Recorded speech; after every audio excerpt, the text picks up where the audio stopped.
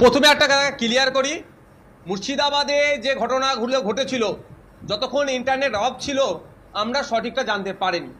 হ্যাঁ, অস্বীকার করার কোনো জায়গা নাই, মুর্শিদাবাদে মন্দির আক্রান্ত হচ্ছে, মুর্শিদাবাদে মসজিদ আক্রান্ত হয়েছে, অস্বীকার করার কোনো জায়গা নাই। মুসলমানরা ক্ষতিগ্রস্ত হয়েছে, হিন্দু ভাইরাও ক্ষতিগ্রস্ত হয়েছে। কিন্তু দুর্ভাগ্যের বিষয়, পরে যখন আমরা কিছু ভিডিও দেখতে পেলাম যে এই ধরনের একজন ভদ্রমহিলা বলছেন যে আমরা হিন্দু, আমরা তৃণমূল করি বলে আমাদের উপরে আক্রমণ করেছে হিন্দুরাই।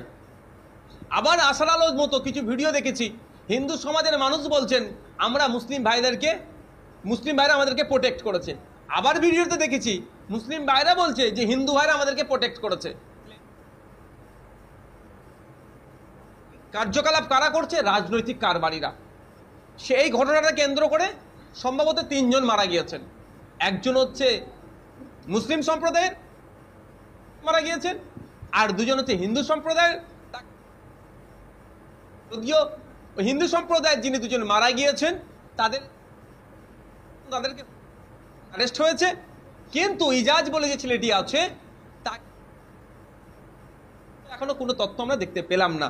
এমত অবস্থায় রাজ্যপাল মহোদয় তিনি মুর্শিদাবাদে ভিজিট করলেন। অবশ্যই আমি মনে করি তার যাওয়াটাও দরকার ছিল।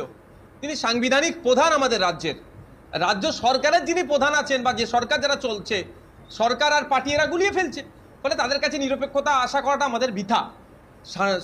সাংবিধানিক প্রধান যেটা কাজ করলেন সত্যি আমাদেরকে প্রচণ্ডভাবে আঘাত দিল। তিনি দেখলেন গিয়ে যে হিন্দু সম্প্রদায়ের, হিন্দু মুসলিম আমি এরকম করতে চাই না কিন্তু বলতে আজকে বাধ্য হচ্ছি, 2 জনের বাড়ি, ওই বাড়িতে গেলেন, তাদের সাথে কথা বললেন, ওই এলাকায় ঘুরলেন, ঘুরে চলে আসলেন।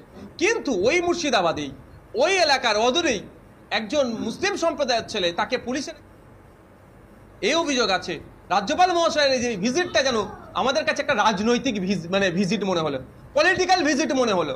আমরা আশা করি এটা একটা সাংবিধানিক পোস্ট, এটা কোনো রাজনৈতিক পোস্ট নয়।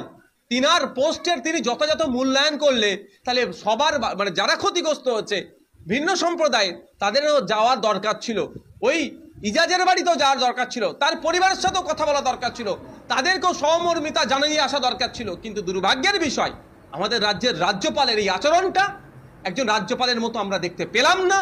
আচরণটা যেন একটা রাজনৈতিক দলের নেতার মতো দেখতে লাগলো। আমরা তীব্র ধিক্কার নিন্দা জানাচ্ছি।